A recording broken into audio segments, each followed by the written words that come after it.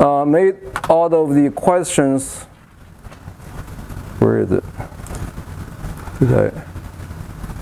Yeah.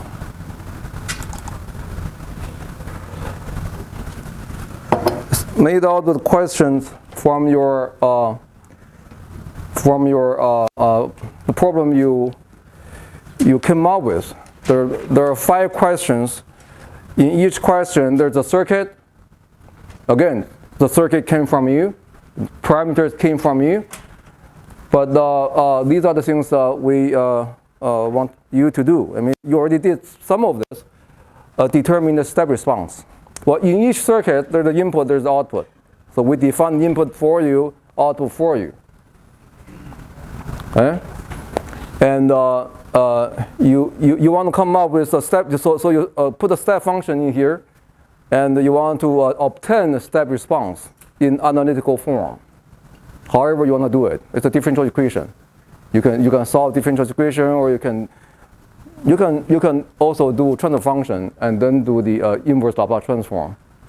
So this is something that you learn in circuit 1, circuit 2, electronic 1. So this you do whatever. But by the way, this is individual, right? So each one of you will turn it in. So step response. Regardless how you obtain step response, we want transfer function.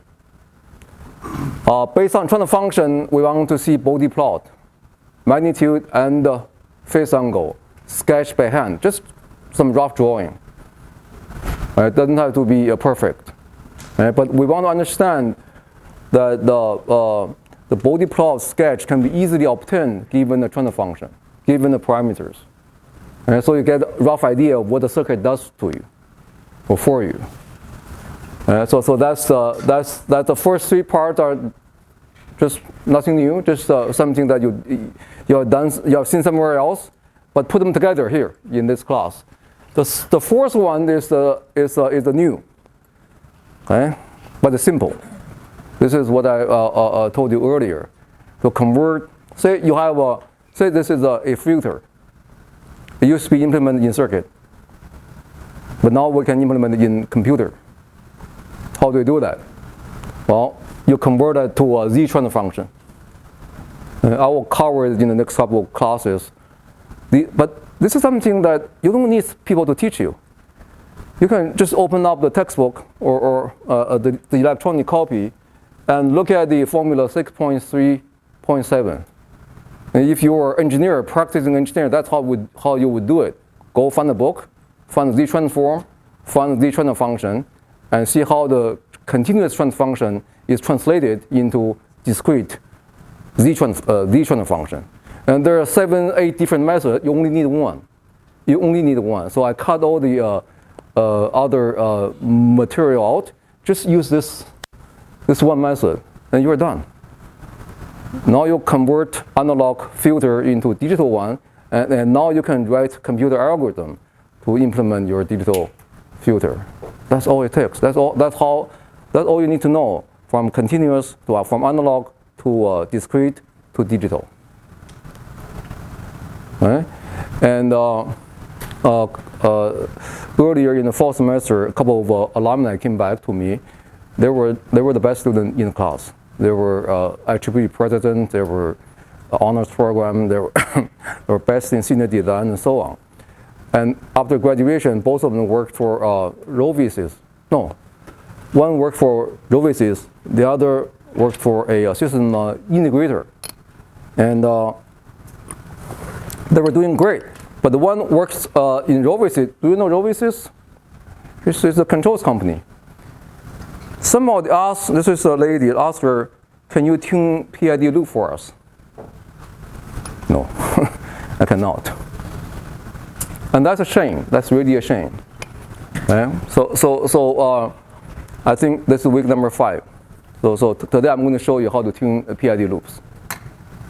Within the first 6 weeks in this class, you should be able to acquire knowledge to tune PID loops. And that's the basic skills a lot of engineers are lacking. Right? And you can have it. Right? There's money in it. their career, their job in it.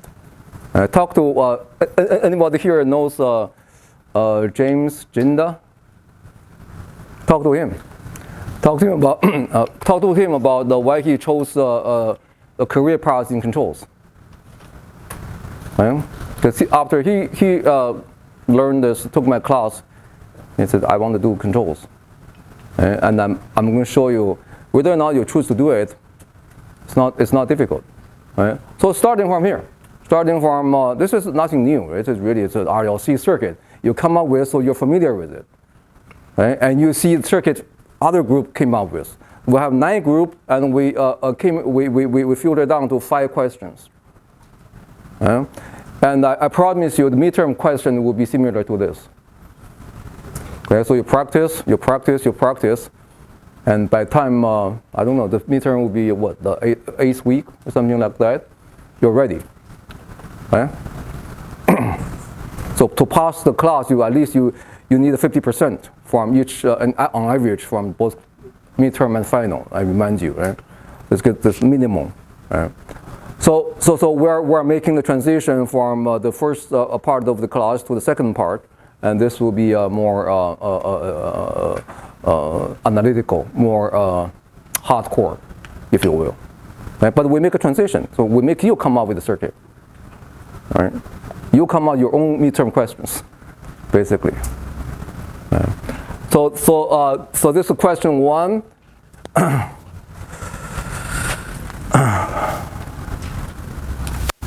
2, even simpler circuit. 3, 4, 5. Okay? Or RLC circuit. Any questions? I don't want to waste your time. I don't want to waste the typer's time. Let's do something useful. This is the old circuit you're building, right? So let's know inside out what we're doing. Let's become someone who knows what he or she is doing. So that midterm that will be made available on Blackboard today.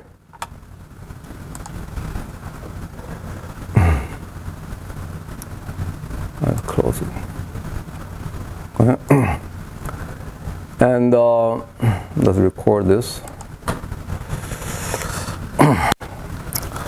So I want to quickly go over what we did last time, and I'll show you a real example. So we start with Nyquist. We start with this mathematician or physicist working for MATLAB who gave us what we need, right? And the question that was put in front of him was this amplifier being unstable. How do we understand it? How do we make it stable all the time? So he came up with this method. This is amplifier, cut it, send the sinusoidal to it, obtain frequency response, and then develop a stability criterion based on the frequency response of this. Right? So let me to emphasize this. This is 1930s, and this is a amplifier circuit. Okay, this is Nyquist.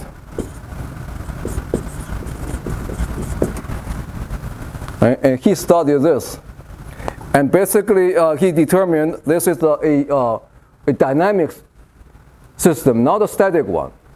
The people who didn't understand how the feedback amplifier could even be stable, they didn't understand that this is a dynamic system. This got frequency response. Okay? So this is a critical contribution he made. Okay? So in the frequency response, you have a magnitude and you have an angle. And Nyquist was not alone. Nyquist did his study based on the engineer's input. What did engineer tell Nyquist? Engineer told Nyquist that this loop is at the critical point when this equals 1 and when this equals minus 180. In other words, this this amplifier, the closed loop amplifier, goes from stable to unstable when the frequency is equal to 1 and when the phase lag is minus 180 degrees. At a particular frequency, omega equals omega 0. So that's the critical frequency when this happens. So Nyquist took this information and did something remarkable. Did something nobody could even understand at that time for years, right? Devin, did you read his paper yet? I'm on page 8. Okay, so how long is the 20 pages? It's 20. It's about 24, yeah. 24 pages. He's on page 8. That's a paper that at that time no engineer could understand because they didn't have mathematics. And this is complex number theory. There's a Cauchy theorem, and so we don't need to become mathematician, but we do need to understand what he's telling us. What he's telling us is on the complex plane. On the complex plane, I'm going to plot this, okay? And this critical point on the complex plane, magnitude equals 1, 180 degrees in phase angle. That's minus 1, right? At a particular frequency, this equals minus 1, and in the complex plane, that's minus 1 and 0. The real part is minus 1. The imaginary part is 0. So what engineers were telling us is when this is a plot, you can sketch this. You can sketch this function for different frequencies, and this will be a plot. It will be a graph on the complex plane. I'm not going to ask you to do this. You are going to do it in 440. I'm not going to ask, but I want you to understand why we're so obsessed with body plot. Because the body plot allows us to graph this. Yes? Why is that not a positive one? How did you get a negative 1 from? Yeah, so this is a minus 180, and this is 1, right? And if you graph it, a positive number, theta rho, right? So theta, this equal to, this is unit circle. On unit circle, magnitude equal to 1, okay? And this is minus 90, this is a positive 90, and this is negative 180. This is always lagging. This is always, right? So that's why you go back to the definition of complex number, alpha plus j beta, and rho equals square root of alpha squared plus beta squared. Theta equals arctangent beta over. So you have to come back to the definition of complex numbers, but then you can see that if you use the alpha plus j beta notation, you are here. If you use the rho and theta notation, so the other way to representing, we have to be familiar with it because this is our bread and butter, right? So if you use this and this are one the same on the complex plane. Okay? So this is minus 180, okay, and the magnitude equals 1. Okay? Good?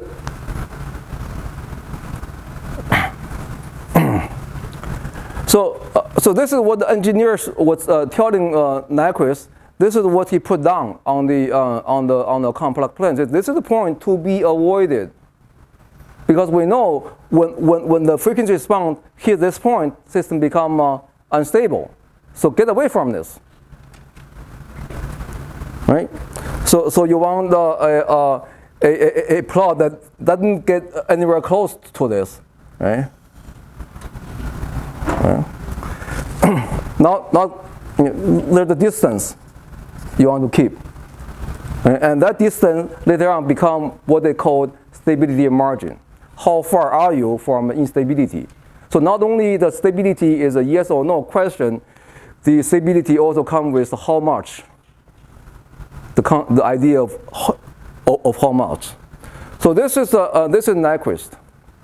This is Nyquist, but this is a communication problem. You can take 441, you can, no, 451 communication lab. This is bio lab. This is the foundation of communications.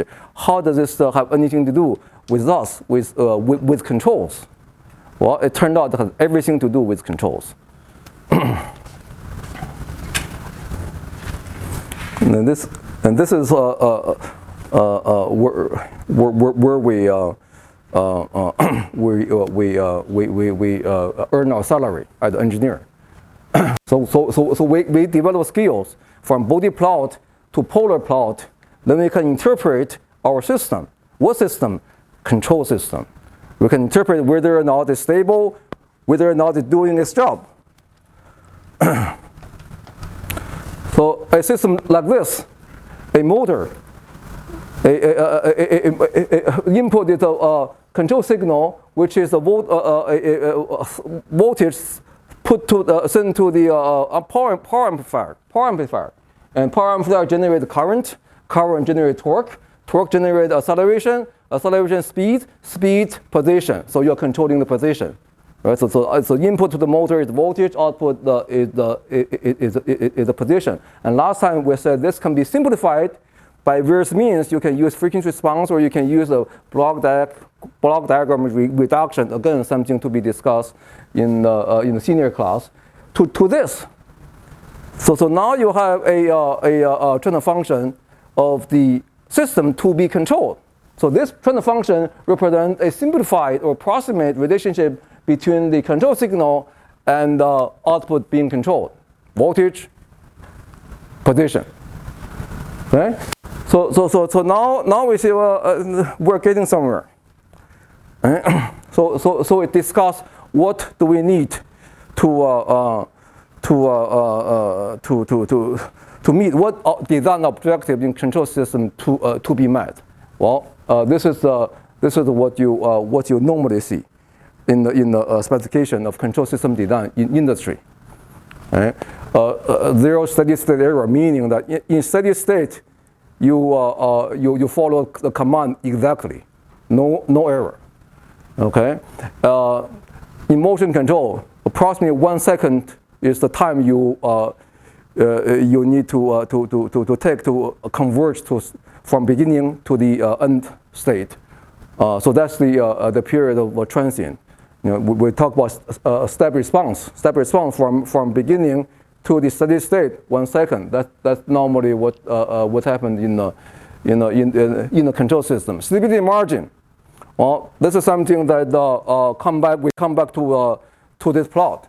We need a 45-degree phase margin and probably 60 dB gain margin, meaning that my system could introduce additional 45-degree phase lag, and my system cannot go unstable because of that. So we need 45-degree phase margin. That's almost a must-have in any control system. Anything below that, your system is not really reliable. Okay, clean control signal. I don't want my motor to be worn out in 2 weeks. And so this is where the digital filter can come in. You need to have some kind of filtration scheme in your control, so you don't have a very noisy motor control signal that will create all kind of wear and tear. Okay, and most of the people in industry use PI or PID, and that's my story start. I started here almost 30 years ago. I went to talk to all these people. I said, what do you need? What better control method you need from us? And they said, all we have time for is PID. We mostly it's a PI because we don't trust D. The D is differentiation, create all kinds of noises. We don't use it, just PI. Okay, so I said, fine, I can help you. Okay? I can help you find better controls. And I did. And that's how I put my kids through college. Okay?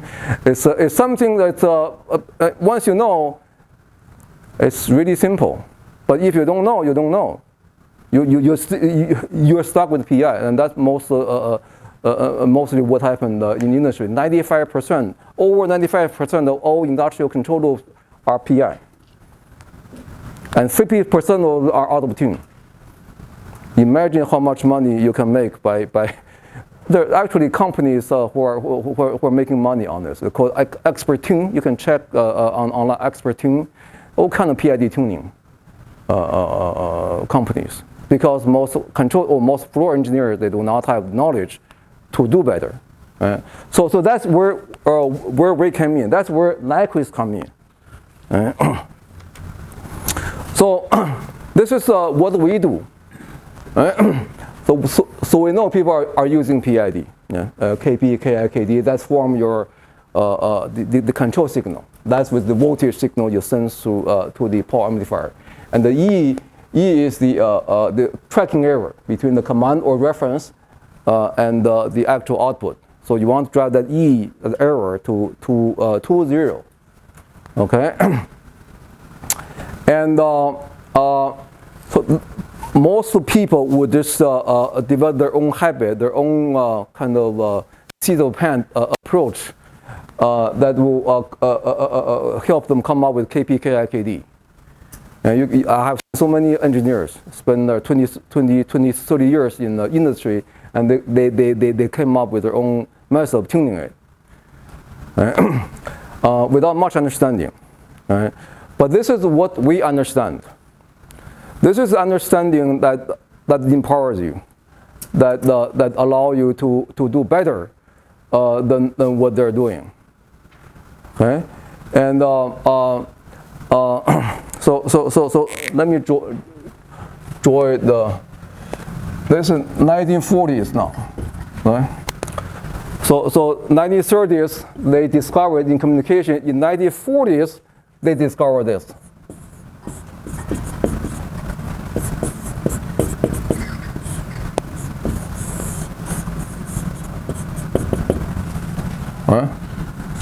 They discovered that, hey, there's a method that can help us better understand what we're doing with control design. Okay? So let's, in this particular case, we have a 206 S plus P, that's GP, and we have a KP plus KI over S, okay, which is KPS plus KI, okay? And this is equal to KP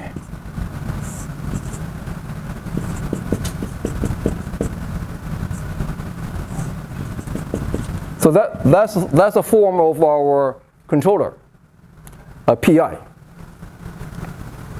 Okay. Now let's keep it simple. Let's make this equal to 1. This equal to 1. Okay. So now we have S plus 1. Let's just take a look at what it look like on the frequency chart. So let's get a feel of what is this thing doing. Okay. So I think at this point. Let me turn this off. So now I'm going to show you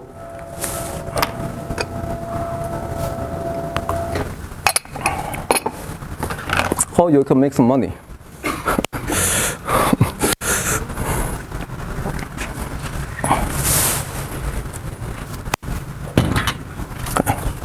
So now I have a controller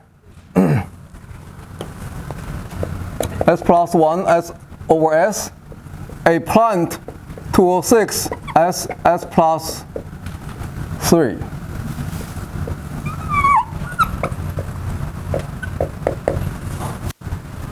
Okay? And let's see what happened in 1940s when all these people, physicists at MIT, discovered, hey, Nyquist plot, Nyquist result can help us understand what's going on here, right?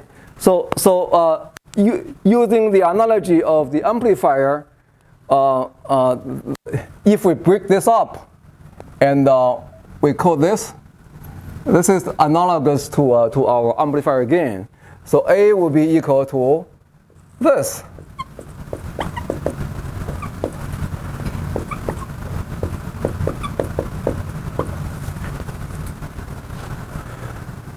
Right? So now I ask you to give me a sketch, a rough sketch of a body plot of this. Because everything is based on the body plot, right? We're plotting A of j omega. So can you tell me what this look like? What's the A of j omega look like?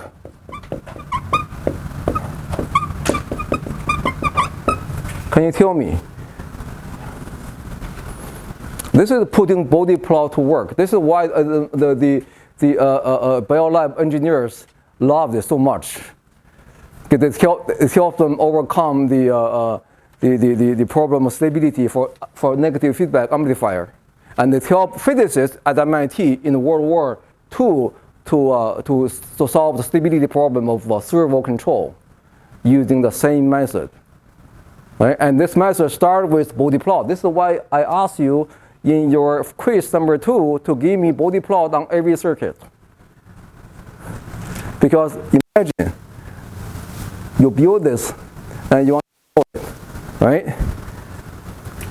And the Kernel function and the frequency response describe this. Okay? And based on this, you should have some idea what this should be. Right? Then you can design a control system that can shoot the German V1s, German aircraft 98% of time. 98%. At the beginning, they were shooting it down maybe 10%, no less than 10%, maybe 5%, maybe 2%. They were shooting in the dark. And London was a sea of fire at the beginning of the war. And what made the MIT, the radiation lab, they hired 25% of physicists. They figured out a way to mass produce this automatic controlled anti-aircraft gun that shoot down 98% of German aircrafts and won the war. What happened? And this played a critical role in this. And it's really a shame that we kind of lost that. In most industrial controls, we didn't really go back to this and fully understand and fully taking advantage of it. But you can do that. This is a job opening for you. And if you 2 years from now you interview at Rockwell, you go interview at the Rovises, you say, I understand PID. I understand how to tune PID. I understand how it works, and I can help you. I can help your customer improve the loop control system performance and maintain stability. That's a selling point. And you can also tell them, I learned in the first 5 weeks in Dr. Gao's class. A lot of people out there know me. Yeah? And that doesn't take a genius. You know, it takes mind. It takes effort to understand it. But once you understand it, you feel like not the same. You are no longer the same, because you understand the nature of this kind of loops. Okay, so I try to motivate you. I try to give you some reason to work hard, to comprehend it. Because every effort you make will pay off at least 10 times. I promise you. Right? So immediately I ask you, what does this look like? Because once I know what it looks like, I know this. I know what to do with it. Once I know what to do with it, I can make a lot of money. Yeah? That's simple. Yeah? Because every company P&G, Kimberly-Clark, all these consumer products to push the envelope, to make it faster, but at the same time, keep it under control, keep it stable. Right? So this goes right into the heart of this. How do we push it, but at the same time stay safe? What are we pushing? We're pushing the bandwidth. We want this loop to be as high bandwidth as possible, but at the same time we want to maintain the stability margin. So that design criteria, 1 second, 1 second transient time. A few years ago, maybe 10 years ago, before the hard disk drive went away, the engineers at the Western Digital had spent their entire life trying to make the loop faster, trying to make the bandwidth higher. To their question, when they compare control method, they compared bandwidth. Which method can give them higher bandwidth? So what's the bottleneck? What prevents us from pushing the bandwidth further? So 10 times faster. Instead of 1 second, how can we make it 0.1 second? Right? And the question comes back to this. Can you make it faster and at the same time remain stable? Stay away from this point. Right? So come back to this. What does this look like?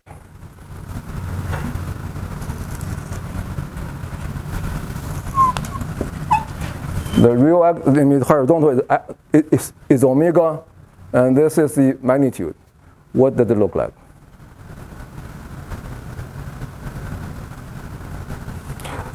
Remember, we're plotting the logarithm of this, right?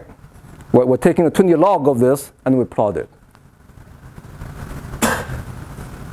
What does it look at? It's the 3-pole 1-0 system with a constant. Right? And at low frequency, it's going to be at low frequency. We can ignore this, and that's a 40 dB drop per decade. At low frequency, it's 200 over I squared. Right? At low frequency, 200 over I squared. What is that? That's 40 dB per decade drop.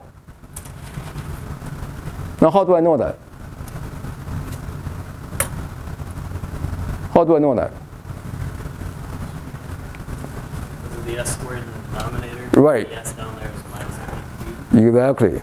Exactly. So at omega much less than 1, and this is about 200 over I squared, right? Omega very small, and S equals j omega. This is 200 minus omega squared, right? Now, if I take 20 log of that,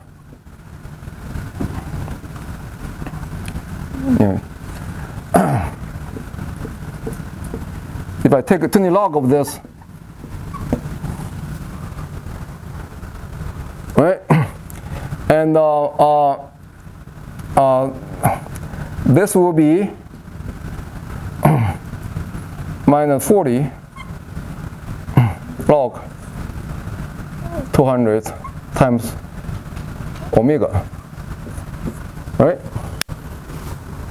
Yes? Yes? It's a logarithm. Right? So this is where the negative 40 dB per decade come from. So for every decade, it drops 40 dB. That's what the logarithm tells us. Right? So I know at low frequency, it's negative 40 dB per decade. Drops very fast. Right? And then I have a 0, then I have a pole. Right? So I'm going to do something like this. Negative 40 dB per decade. Right? So I have a slight. So that's what it looks like for the magnitude. Right? And this is something I want you to do. You can do the at the beginning. Go back to the definition. Sketch it rigorously by hand. Right? But I'm telling you, after I've done it a million times, I can eyeball it. And this is what it looks like. This is how I think about it. Right? Now, if I teach body plot from beginning, if you learn it from beginning, I will start with what's the body plot of this? Right? The body plot of this has the corner frequency of 1, right? And 0 dB, and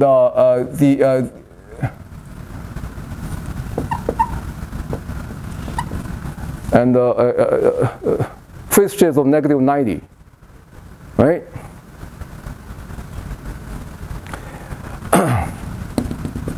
What's the body plot? Say just S+1.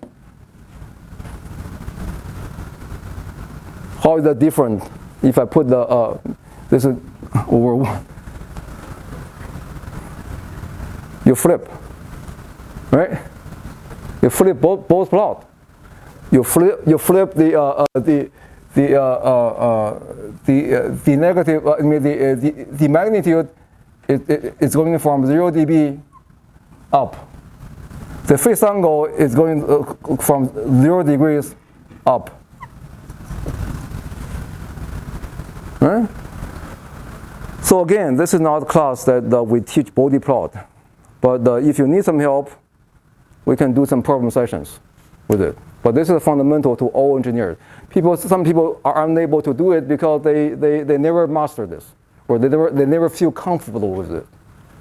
Right? I want you to be comfortable. The next time you see a kernel function like this, you know roughly what's like. You don't need to know all the points. You can use a computer, you can use MATLAB to plot it easily. But MATLAB cannot replace your thinking or your understanding. Right? So let's see.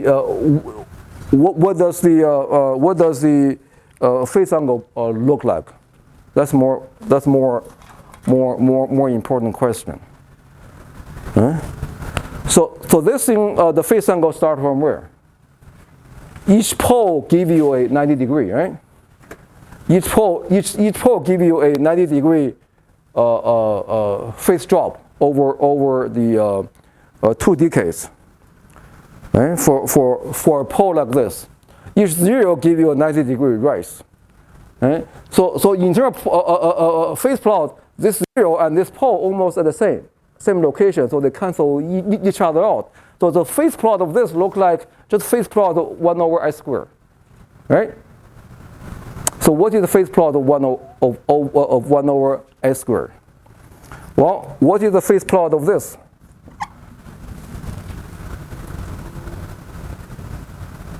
What is the phase angle of this? Can you tell me?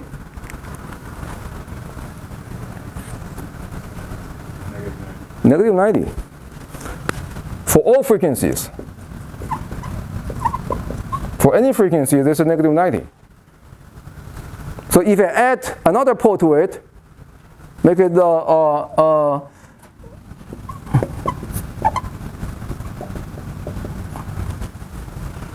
how much? -180. That's all you need to know. Okay, so you must pay your dues. This body plot business, just do it once for all. Be able to handle it. Okay? You'll have no regret. Okay? Otherwise, keep dragging on. It's going to bother you to no end until you graduate, because you're going to see it over and over and over again. So get it right the first time. So anyway.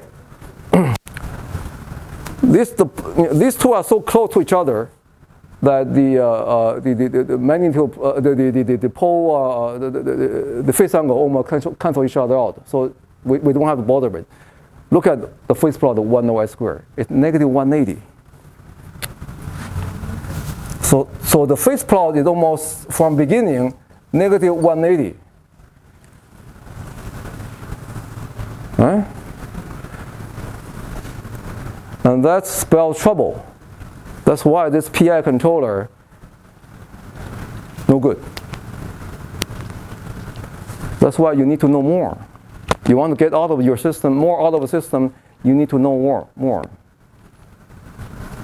And there was consulting opportunity for me years back. Right? So I worked with a company on this. Okay? And I give them the following solution. Instead of PI, you can keep your PI, but I'm going to add to this.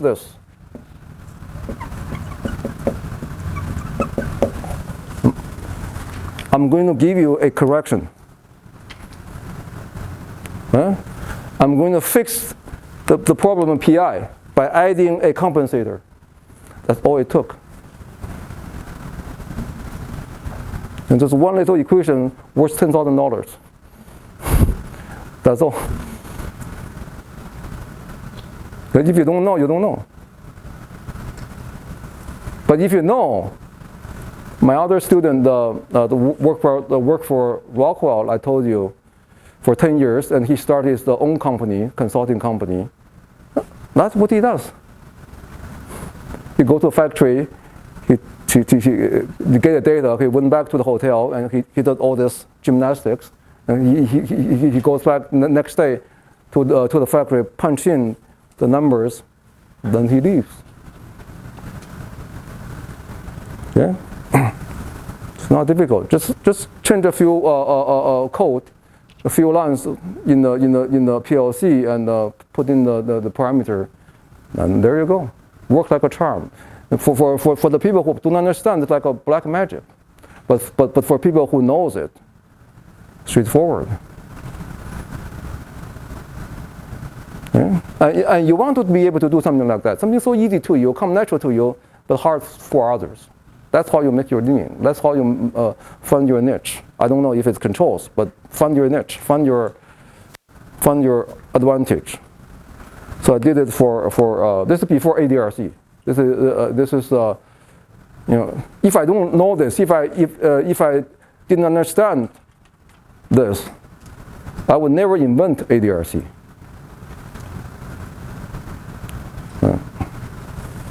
So why do I do it? Now I'll give you a reason. Why do I need to do that? Because Nyquist told me so. Plain and simple. You know, if you draw the Nyquist diagram for this, you look at what happens.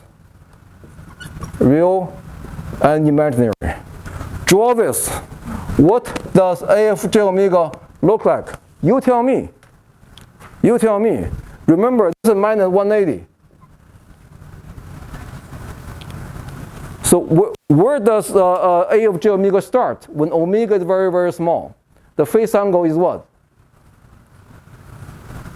What is the phase angle of A of j omega when omega is very, very small? Come on. You have no problem with your eyes, right? 180 minus 180. The magnitude, way up there. Way up there. But when omega is very, very small, close to 0, 1 over omega, it's a very small number. 1 over omega squared is even smaller, right? So you have this huge magnitude at minus 180. That spelled trouble for you, right? Doesn't it spell trouble for you? Right? You are here. You are somewhere here at minus 180. And as omega increases, what happens? As omega increases, the magnitude drops, right? It drops, and the phase angle stay pretty much. Maybe there's a small version, pretty much along negative 180, and you are going to reach this, right? Omega goes to infinity. magnitude drop to 0, you go back to the origin. So you started here, you end up here, and in the process, the phase angle is almost always minus 180. And remember, this is the point you want to avoid. Did we avoid it? Did we? We didn't. So this system, if you simulate it, oscillate. It's very hard to tune. Almost for all the number of Kp and Ki, this thing oscillates. You may improve it somewhat by trial and error, by pseudo pan, but basically you get the oscillatory system. Nyquist told you so, because you have to stay away from it. If you don't, you're in trouble. Eh? So how do we stay away from this? And better yet, how did this term help us do that? How did this term help us do that? See, I put it in this term so that when omega is very small, this is 1. Right? So this kicks in only when omega is significant. So what do we expect from this that will help us get away from this? Change the phase angle. Change the phase angle. Change the phase angle, because there's not much we can do to change the magnitude. Right? This term dominates. So this term, 1 over this, start very high and come down like this, 40 dB per decade. Eh? But remember, on the wish list we say our A should be something like this. This has to be omega c. This is 0 dB crossing. It has to be flat, minus 20 dB per decade. Can now be minus 40. I cannot change this. I cannot change that. But I can change the middle. I can use this to soften it in the middle frequency range, just around this frequency. Right? So I'm not going to bother you with the details, because this can be learned. It's going to be time consuming.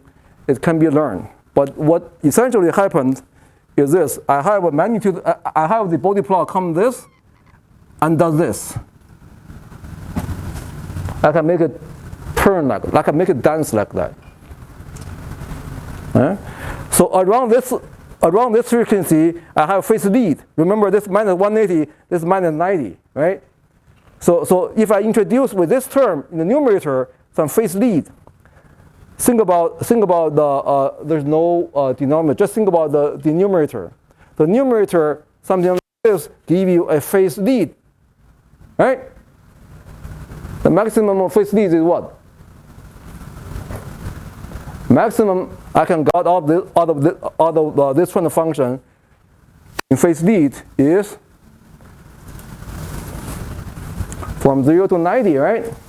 Come on. Give me some hope, right? So if I don't think about the denominator, I can make my curve go to here, right? At maximum, I can make it come back to here, but that is not physically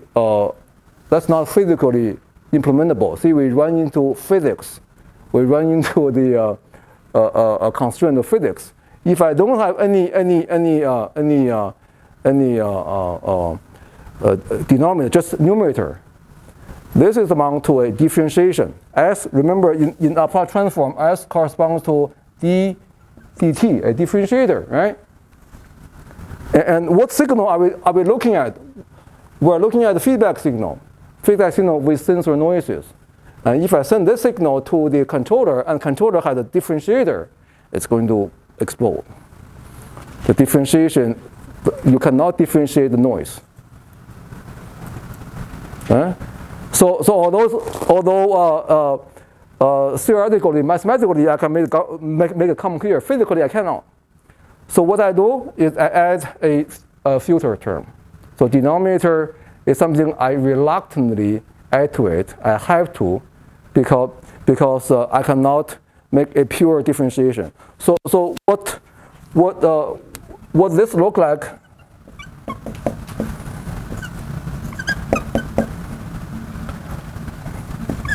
On the frequency chart is this. This goes up and flattens out.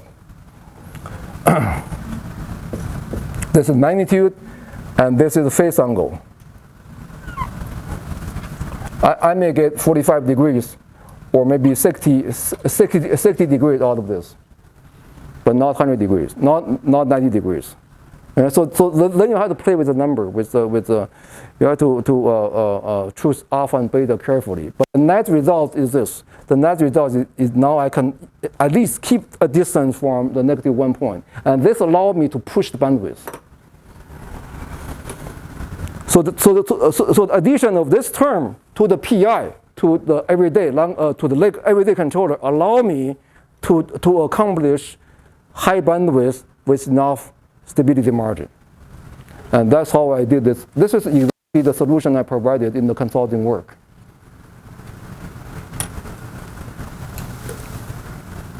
Right, there's nothing more. The only thing that I didn't show here is how do I convert, this is my solution now. How do I program it? Using a computer. For that, you need to do the last part of the quiz. The last part of the quiz shows you what formula you use to convert this to Z. Once you're in Z, you can program.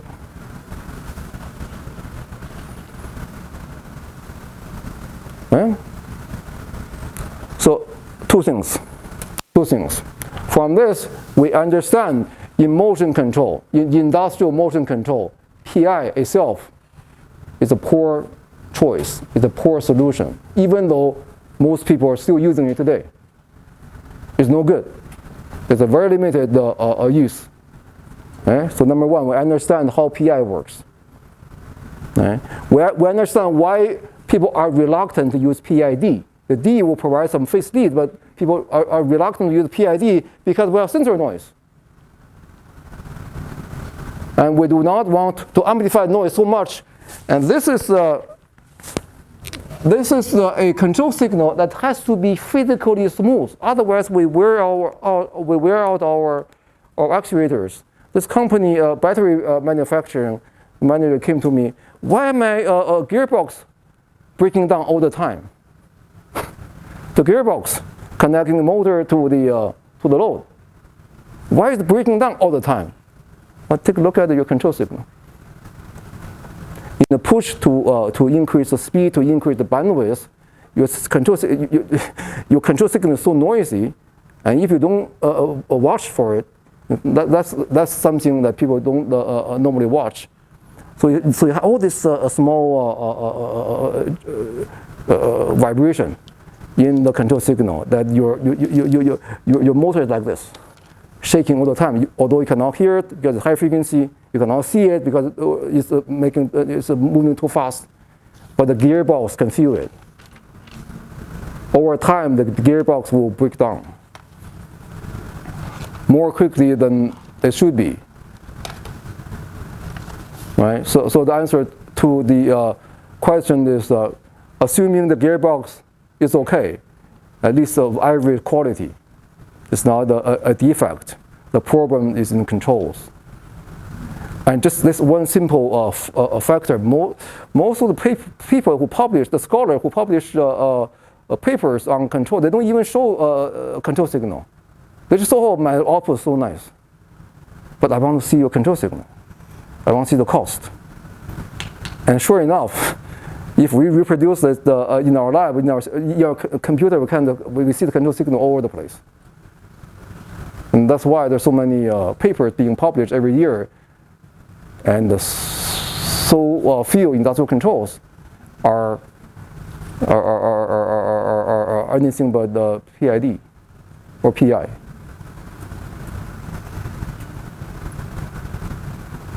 Okay? So with this knowledge, you don't need people to teach you. You can go just read the textbook to see how this is done. How you shape it. This is called the loop shaping. We shape this to our liking. Okay? This is the magnitude plot. This is the magnitude and phase angle. So this plot of AJ omega is more informative than just the magnitude and phase angle, because Nyquist has established in 1930s that you have to look at this plot. This is called Nyquist plot. Okay? And this is something you'll learn in 440, how to draw a Nyquist plot. And it's worth a lot of money. Let's not talk about companies, let's talk about NASA. NASA, you see, hire all these PhDs and all these high brain power people, but there's a branch called the System Dynamics and Control branch. I used to know the branch chief, Sanjay Garg. He retired now. He opened up his own company. So I went there, I took my student there, I gave a talk. Of 20 people in that branch, only 1 or 2 understand what I'm talking about. 1 or 2. Look, understand this language, understand how this is being shaped. I went there with my student to show them how to overcome this limitation. This is a very useful method, but it has a limitation. You can only do this. ADRC is way better than this. So I went there to show them that, even if just 1 or 2 of you understand this, okay, I want to show you that we now have a much better method. Come on, this is from 1930s, right? That's 90 years later. We're not stuck here anymore.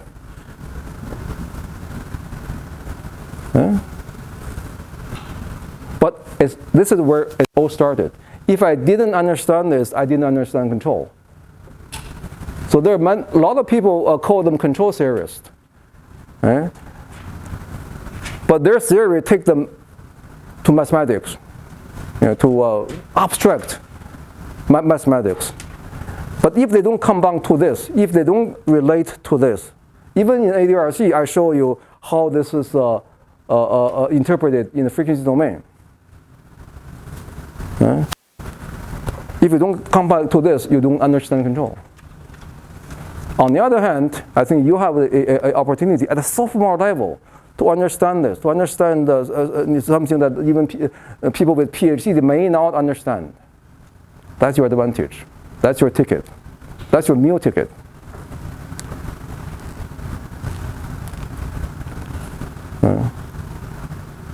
So I hope this will be motivating enough for you to go tackle those quiz questions, to go do this. You can sketch it, you have five different problems. Probably one problem comes from your design project, so you already knew. But there are at least 4 other different problems. Go do this. Find the loop kernel function, break it up, find the frequency response, find the plot, and see how far it is to the -1 point. And that's your starting point. That's before you introduce any controls. So in the quiz question, the 5 different problems, I'm assuming that this is physical system you build. And later on, maybe in this class, maybe in other classes, you will build a control around it to force it to do what you want to do.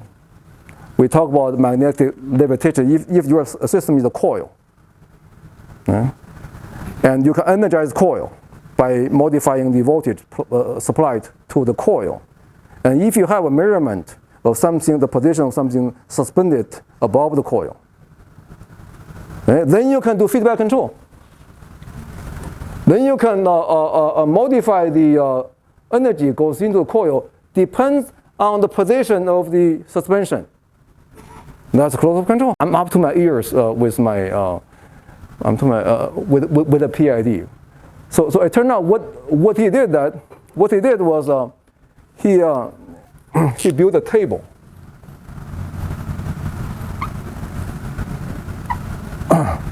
Build a lookup table. I'm fed up with PID. He generates his control signal, 90% of them or more, from the table. So instead of tuning PID, he's replacing PID with the feed-forward control. That's how desperate. It took him a year. It takes time. To build a table, when I generate 90 megawatts, I do this. When I generate 91 megawatts, I do that. I mean, it's so tedious. Right? So it's an industry-wide problem. Right? And you got to know this when you're a sophomore. Right? And that's the advantage.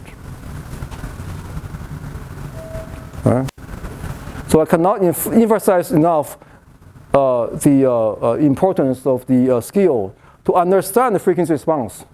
To understand this is a function of complex variable. To understand by let S equal to j omega, you have something called frequency response. So you obtain transfer function, you let S equal j omega, and this frequency response decides how the loop operates. Right? This omega c decides how fast. Right? And this slope, in the neighborhood of omega c, is really how the closed loop performance is determined. Does it overshoot? Does it undershoot? Is it sluggish? Is it too aggressive? It's all decided by the characteristic around this crossover frequency. When the open loop, when A cross over 0 dB line.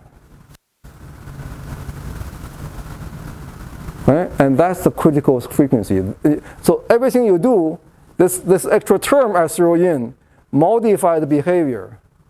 If there's no extra term here, I basically have this. So I'm shooting through the crossover frequency like a cannon. It dropped too fast. And when it dropped too fast like this, Nyquist told me your system is going to either be unstable or oscillate. Right?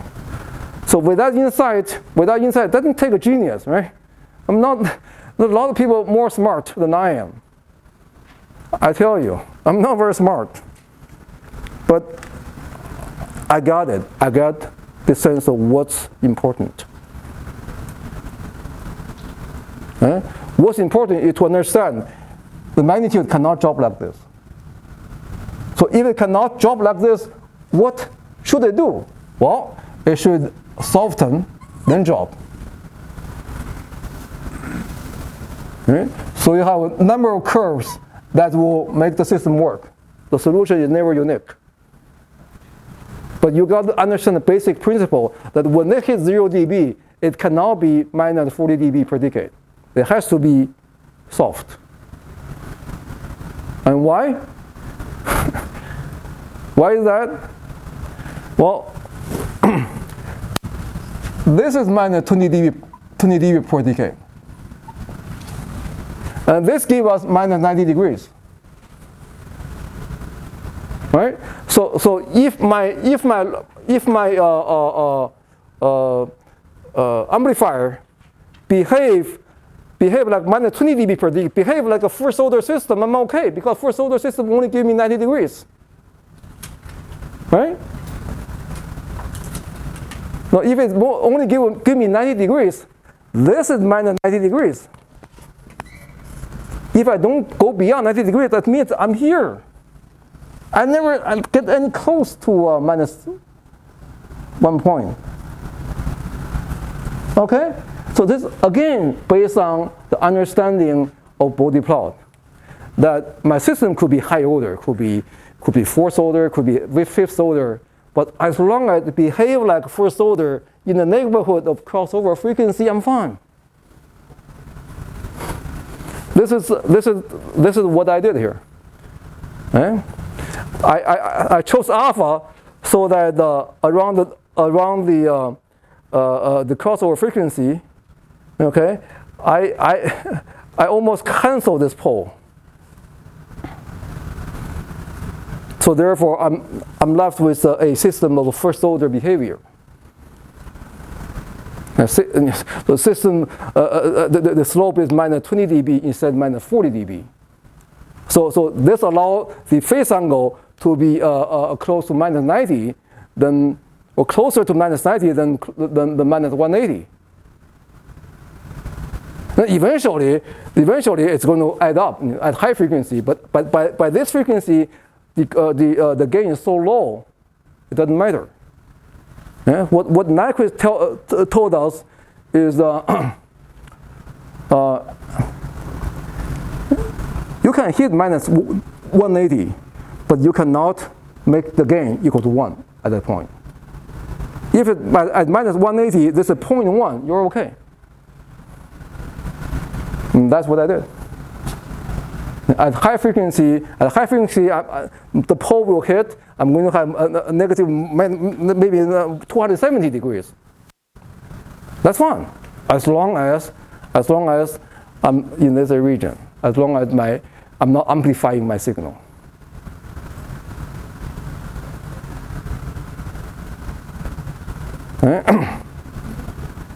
So another way to look at it from Nyquist, from amplification perspective, yeah, you can amplify those signal in the frequency range when your phase lag is not very large, meaning your phase lag is not close to minus 180. Your phase lag minus 90, minus 100, minus 120, that's fine.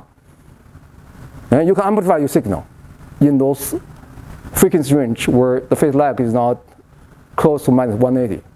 But as soon as your phase lag is getting close to minus 180, you must make your amplitude drop. Does it make sense to you?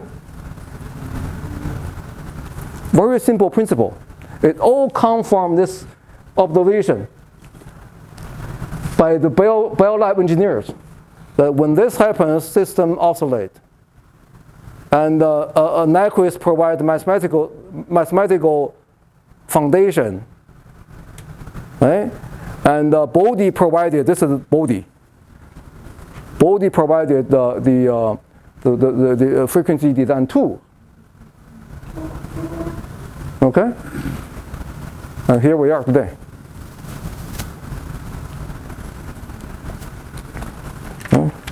So again, this is controls, and they will be taught in more details at the 440. Did you take 440? So maybe later in the semester, frequency domain technique, design technique. So you are going to see more of this, but you don't have to wait for 440 to understand this. Okay. Okay. Any questions?